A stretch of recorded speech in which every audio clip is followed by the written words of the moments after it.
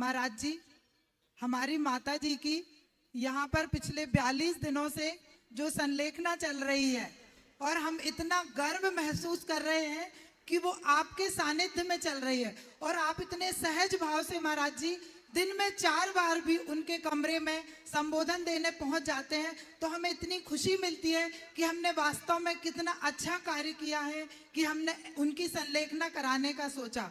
महाराज जी, हमारा प्रश्न इसी से रिलेटेड है।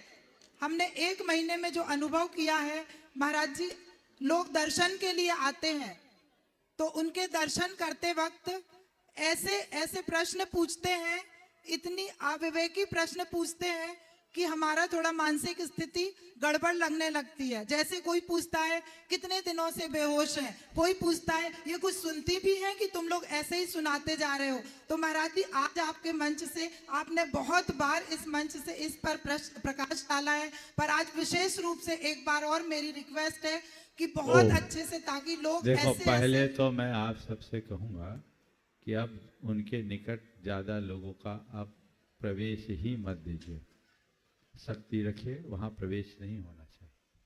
दूसरी बात, जो लोग इस तरह की बातें करते हैं उन्हें संलेखना का महत्व समझना चाहिए।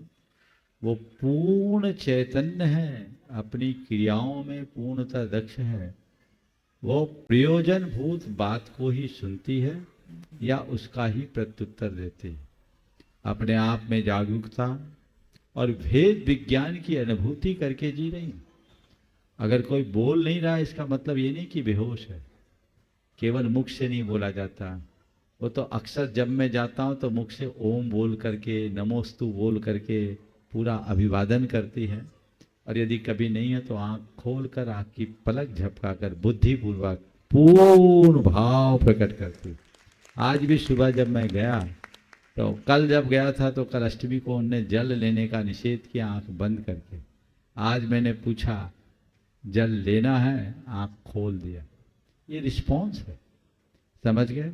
वो नमन करती हैं तो पूरे ओठों का स्पंदन करके। तो ये चीजें हैं। डॉक्टरों ने तो उन्हें 4 घंटे का समय दिया था, और जब आई थी तो पूरे शरीर में सूजन थी और पीठ में कई बेडसूल थे, सब ठीक हो गया। ये संलेखना का प्रताप है।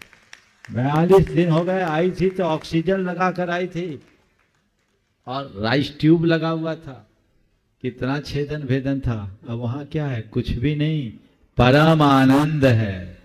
इसलिए मैं सबसे कहता हूं, अगर अपने जीवन का सही उत्थान चाहते हो तो यही रास्ता चुनना, दूसरा रास्ता सुसंगत नहीं है। और मन में भाव भाव कि मेरा अंत गुरु चरणों में नमकार जपते हुए हो, अस्पतालों में आहें भरते हुए नहीं। और मैं चाहूंगा इस परिवार का भी जोरदार अभिनंदन कीजिए। इन बेटों बेटियों ने और पूरे परिवार ने जितनी तत्परता दिखाई है, ये बहुत कम देखने को मिलती है, और वो उनका पुण्य योग है जो सारा संयोग बन रहा है।